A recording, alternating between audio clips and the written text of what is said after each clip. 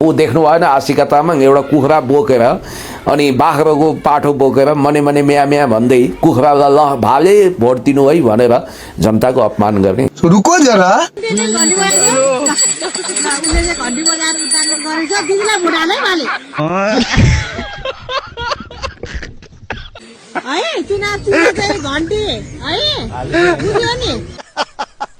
Are you comedy me?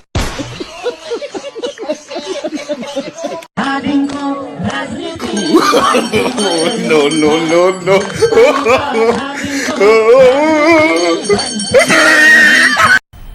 मजा आया। दिदी के भन्नुहुन्छ अन्तिममा अब मैले घर जान्छु भोलि सल्लाह गरौँ। यो हो फलानु आशिका तामाङ हो भनेर मैले चिनाउनु पर्दैन। यो माटोले, यो धुलोले, यो हावाले, यो पातले सबैले आशिका तामाङ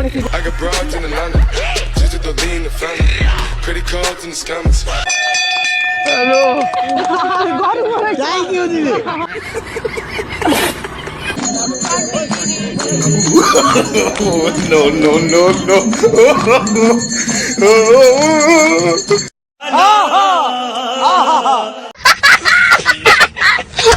धेरैले अब तपाईँ जतिको व्यक्तित्व पनि राजनीतिमा आउनुपर्छ भन्ने त्यो मत जाहेर गरिराख्दाखेरि के छ, तपाईँको उम्मेदवारी रहन्छ? म पहिला तिमीलाई सोध्न चाहन्छु है त, आशिका तामाङ आउनुहुन्छ कि हुँदैन? आउनुपर्छ। आउनुपर्छ, सक्षम मान्छे आउनुपर्छ। तिमीले भनेपछि ल आउनुपर्छ। अब तपाईले धादिङको क्षेत्र नम्बर 1 मा त्यसलाई घण्टी बजाउँदै हुनुहुन्छ? हजुर, बजिरहेको छ, अहिले पनि बजिरहेको छ। अब त्यो बज्छ, क्षेत्र नम्बर 1 मात्र होइन 2 मा पनि बज्छ। दिदी नमस्कार।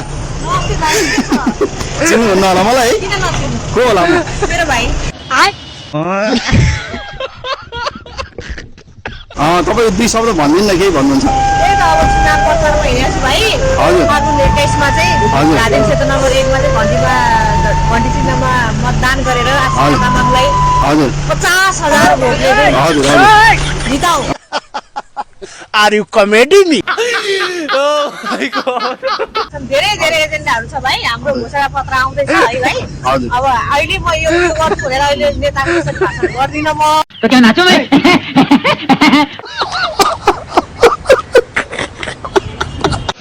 ल है, अब आशिका दिदी उठ्या छु अनि भोट दिनुपर्छ है मुनि है। ल रे यहाँ गर्नु ल।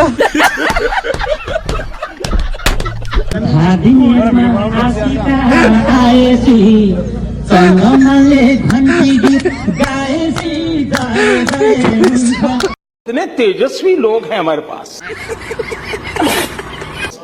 कितने शानदार विचार रखते हैं जी, और कुछ लोग मनोरंजन भी करवाते हैं। एक मिनट इम्पोर्टेन्ट छ के? 1 मिनटमा फेरि कहाँ के भर भइसक्छ।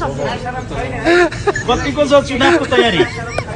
1 मिनट समय छैन दिदी, सबैले भन्दैछु। अरे क्या करूँ मैं इसका? अब यहाँ बोल्ने मान्छे होइन के, काम गर्ने मान्छे चाहियो, काम गर्ने मान्छे चाहियो। चाहिँ कसरी बच्छ भन्दिनुहोस् न त, तपाईँको त्यहाँ सम्भावना कस्तो हो? छ? त्यो चाहिँ त्यहाँको जनताहरूले बजाएपछि बच्छ भाइ।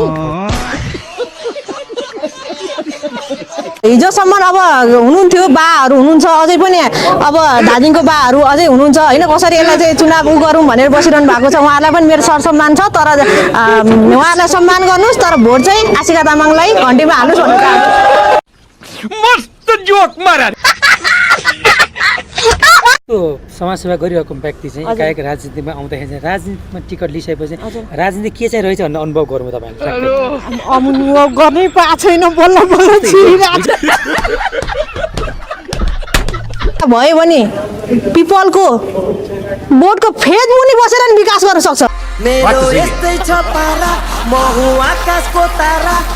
छलफल गरेर हात समातेर ल अब है आशिका तामाङलाई नै उठाउने भनेर मलाई जसले यहाँ भन्नुभएको थियो, जो मिलिसक्यो पक्का होइन पक्का।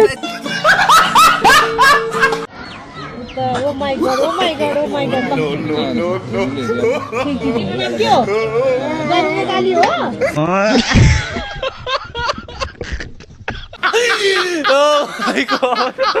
हो सेती गई त सेती आइ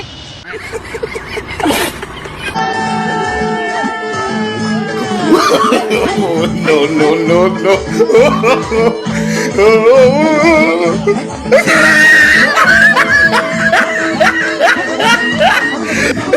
ये क्या है ए भोलेनाथ हे नाथ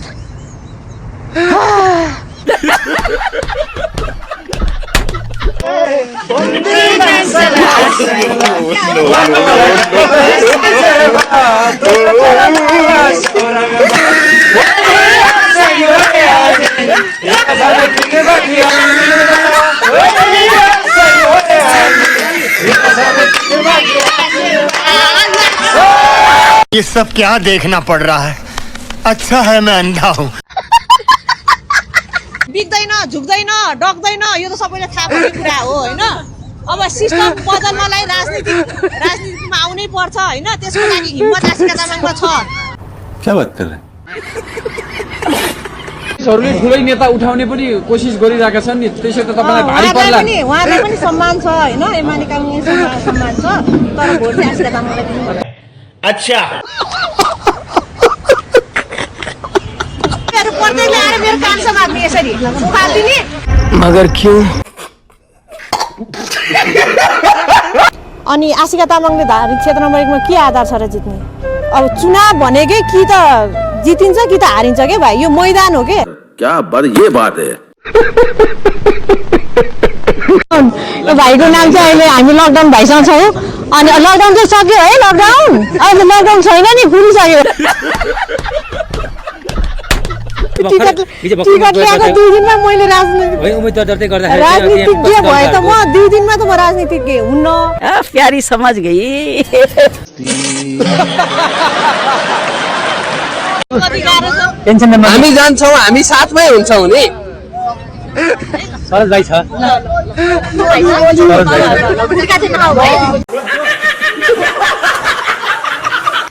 त्यसमा चाहिँ सबै युवाहरूको आवाज सुनिने एउटा कुनै एउटा पार्टी छ नेपालमा भन्दा त्यो भनेको चाहिँ रासपा